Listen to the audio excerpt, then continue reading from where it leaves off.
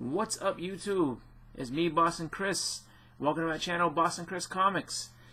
So, this week I have some books I need to show off.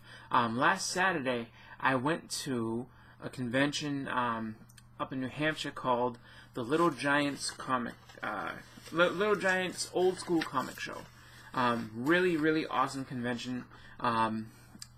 They had pretty much just stuck to, just the basics, trying to get it back to being all about comics. There was no celebrities, there were no actors, none of that type of stuff. There's no cosplayers other than the people that, if they came in costumes that showed up as attendees, as actually people that paid to get into the con.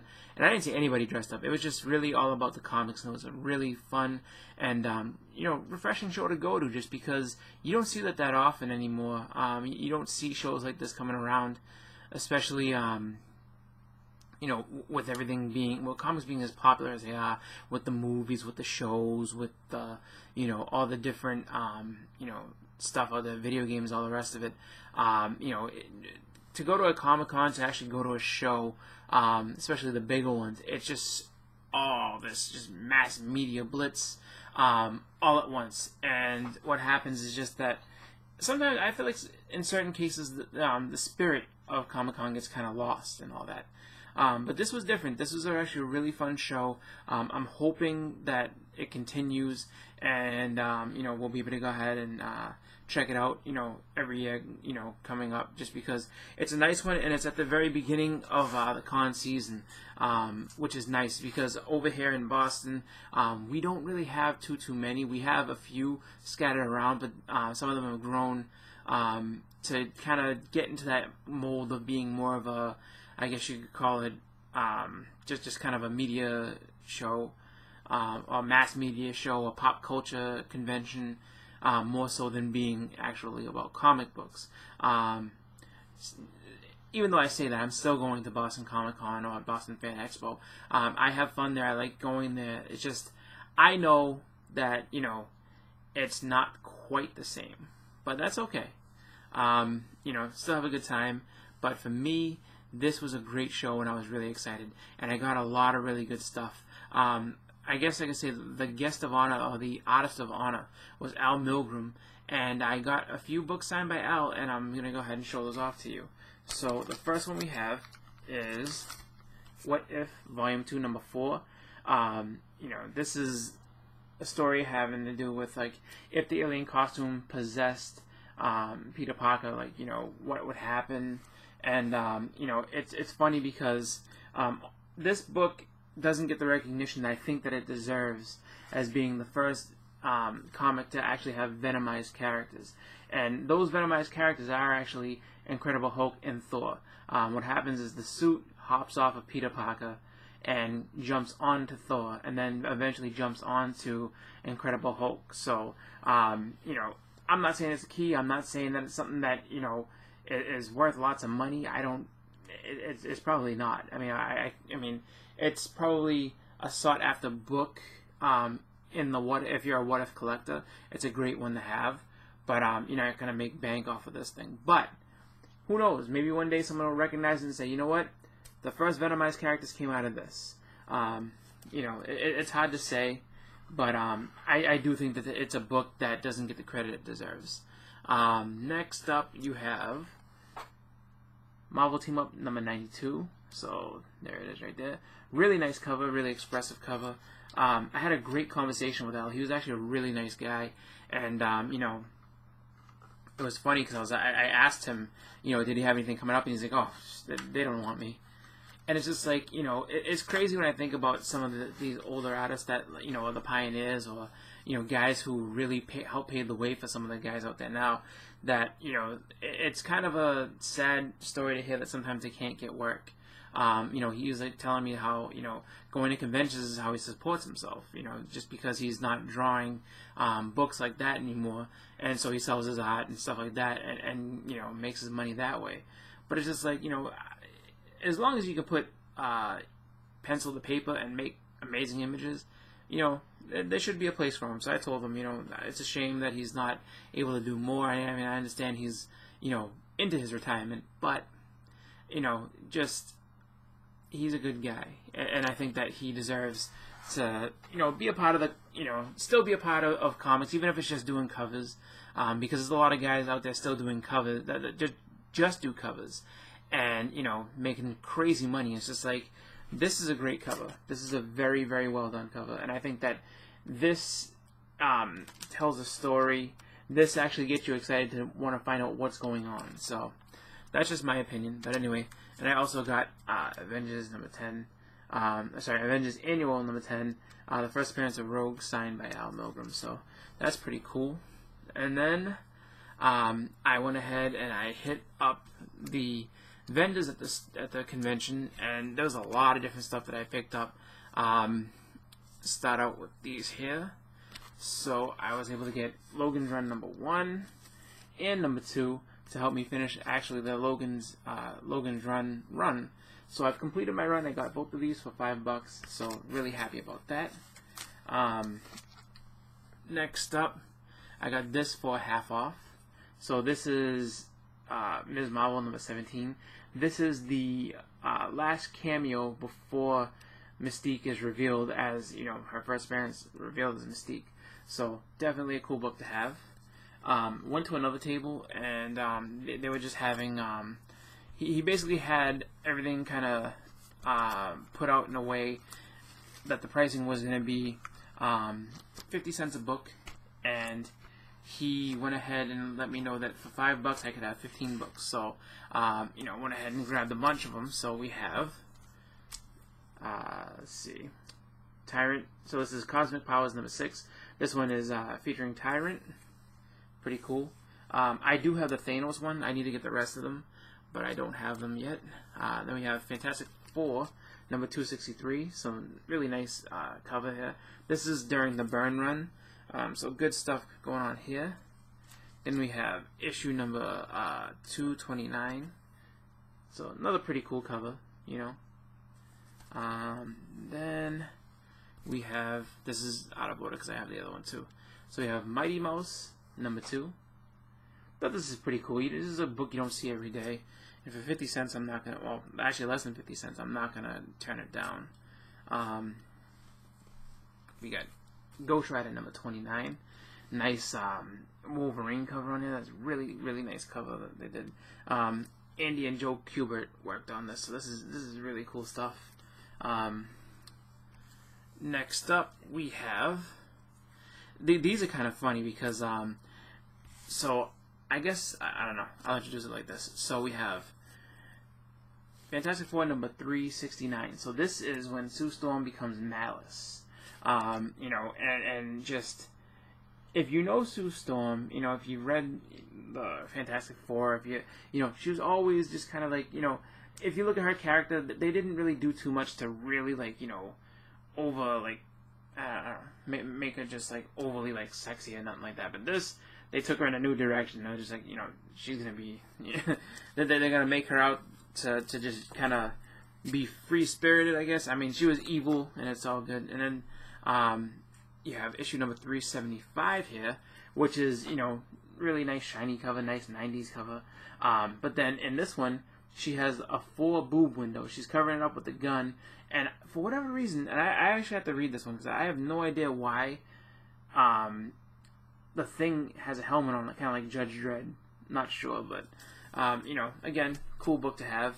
Then we have Dreamwave, Transformers number 1. And then I have the other one of this. So what this is Dreamwave put out 2 copies of issue number 5. One has Blaster and this one has Shockwave. So you have Shockwave, Rumble, Frenzy, Rumble, Frenzy, Ravage, Laserbeak. So really cool cover. You know, like I would say, out of all the Decepticons, Soundwave is my favorite.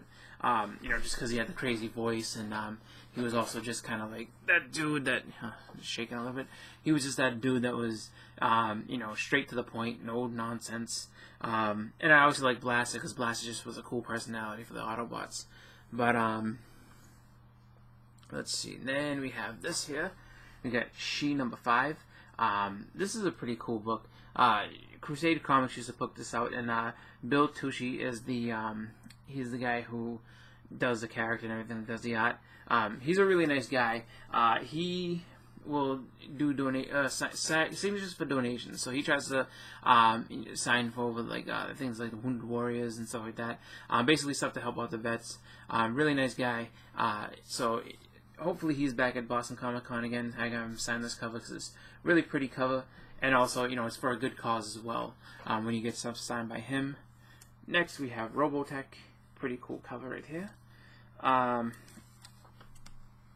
Then we have Mighty Mouse number 1. I picked this just because of the Dark Knight Returns cover. I like how he's just kind of lampooning Batman on this one. So pretty cool. Then we have RoboCop issue number 14. Issue number 18, and if I'm not mistaken, I'm pretty sure that issue 19 is the final issue in the run for RoboCop, at least on the Marvel side. So, cool books to have. And then we have a bunch more dollar books that I picked up from this one vendor, and I'm actually going to give him a shout out. He has a catalog, and I had it around it somewhere. I probably buried it with other stuff. But his name, I think, is James Payetti, and he has a shop up in Bethlehem, New Hampshire. And like I said, I had a little catalog of his, but he actually, here we go. I think I have. This isn't the comic one. This is the little big books. But so his name, James Payetti. So this is the information I want to talk about. JamesPayetti.comics.com, Bethlehem, New Hampshire. He's got a couple catalogs. He does stuff, I guess, really old school. But he was, he had just a bunch of dollar bins just hanging out. And he was just like, top of this table's all dollar bin, bottom of the table's all dollar bin. And then he had, just regular stuff in the middle. A lot of Golden Age and Silver Age in the middle. And so I was like, all right, well, let me check out these dollar bins. And so I was flipping through, and the first book that I picked up intrigued me to keep looking. And that was Spawn number 9. So this is my third copy of this. I always pick these up whenever I get them, whenever I see them. This is, the first appearance of Angela. And, long history with this character. Started out with Image, then moved to Marvel, and then the whole, I guess, dispute between Neil Gaiman or Gaiman, however you want to say it, and Tom McFarlane about who created, who owned the rights, and all the rest of it. So, pretty cool book to have. Then we have Spawn number 16, so another good one. Spawn number 38. And so I just kept digging and digging, and we have Web of Spider-Man number 99. This, I think, is the first appearance of Nightwatch. So another book that got a little bit of, people have been looking for it, and it's been getting hyped. Then we had She-Hulk number 50. Sensational She-Hulk number 50, actually, I should say. And pretty cool cover. You get the is a little shiny burn art in this book. And then finally, and this is actually really cool, at least with the She-Hulk stuff, so I found the final issue of her actual solo runs, at least from the 90s. So this is issue number 60. And this actually was something that intrigued me, because I know that this book, as far as She-Hulk is concerned, is one that, people look for outside of the very first, just because it's the last issue. Then I was able to find Akira number 34. So another really cool book. This is towards the end of the series. It's only 36 issues total, so that's pretty cool. And then I found, this actually made me laugh when I looked for it. So I was looking through and I found another cameo, first cameo of Archangel. So this is X Factor number 23. And then right behind it, X Factor number 24. And the funny thing with this is that, you know, as I was going through it, there's a term that they use, and I can't remember exactly what it's called, whether it is chumming the water or sweeten the pot, something that like they had said, because there was a guy ahead of me who was paying. He's like, oh man, I found a lot of really good books in there, and he did. He had a bunch of stuff. He had a lot of Crisis on Infinite Earths, basically like the main story and everything. He had a lot. I mean, I could have come away with, I think, a complete run of Rom the Space Knight if I wanted. I mean, there was so many good books in there, and basically, like, he admitted that, you know, they do put in all these, like, you know, nice books to try to get people enticed to come over and see what they can find and pull out of the bins. And I guess he was kind of towards the back, not towards the end of the convention, but kind of a little bit towards the back on the first row, and people must not have been visiting him as much as they should have been, because, you know, I pulled out a bunch of good books, and then we have this one here. This is, Transformers Generation 2, number 12. This is the final issue. You know, good book to have. This one definitely, you know, it's seen its share of, you know, battle. Like, if you can tell, the spine is split at the top right here. So, you know, it has its share of defects on it, but nothing, you know, I mean, it's just for me to put in my collection. I don't have it, and I didn't have it before, so I'm definitely looking forward to reading it and keeping it in my collection. Then we have G.I. Joe number 136, so late issue G.I. Joe. Not quite the end, but, you know, almost there. So definitely a good issue to have. And then we have,